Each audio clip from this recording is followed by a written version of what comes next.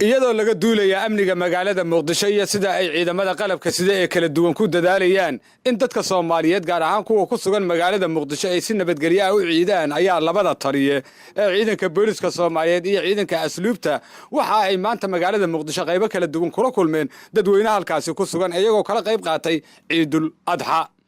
taliyaha ciidanka booliska Soomaaliyeed Bashiir Cabdi Ameeriko ayaa waxa uu socodkiisa ka bilaabay taalada jirka Dahsoon halkaasi oo ay ku sugnaayeen kooxda heegan iyo dadweyne aad u fara badan oo wacyigelin guubaabo iyo munaasabada ciida awgeed halkaasi si guud isu dhexgalay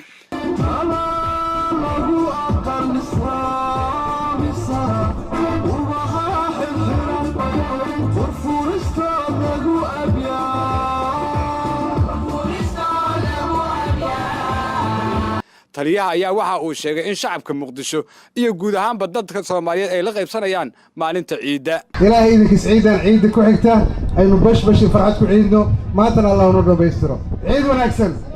labada taliye ayaa waxa ay socod ku soo mareen wadada isku xirta argada xeebta Liido iyo halka loo yaqaan dugsiga badda intaasi oo ay kula kulmayeen shacab kala duwan taliyaasha waxa ay ciidamada amniga ku amrayeen in ay dadweynaha si wanaagsan ula macaamilaan ugu dambeyn ayaa taliyaha ciidanka booliska Soomaaliyeed socodkiisii nabadeed oo uu maanta qaybo kala duwan magaalada Muqdisho uu ku maray isaga iyo taliyaha ciidanka asluubta Soomaaliyeed Bashiir Maxamed Jaamac waxa uu ku soo koobay beerta nabadda halkaasi oo uu kula kulmay gudoomiye ku-xigeenka gobolka Banaadir ahna kusimaha gudoomiyaha gobolka iyo dadweyne aad u fara badan oo munaasabada ciida u soo daawasho tagay waxaana dadkii ku sugnaa beerta nabadda halkaasi guubaabo ugu hayay fanaaniin ay ka mid tahay Shamsa Macalin oo qaaday heeso wadani iyo guubaabo isugu jira waliba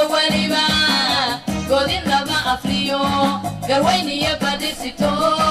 garoshiikiyo bustaa golxoqiya seefirta go'aankaygu waa midnimo maalintii labaad ee ciida oo ku beegneed maanta ayaa waxa Muqdisho ka muuqday isdhexgal aad u badan oo ay sameynayaan ciidamada booliska iyo shacabka kala duwan Abdullaahi Kulmiye warbaahinta qaranka Muqdisho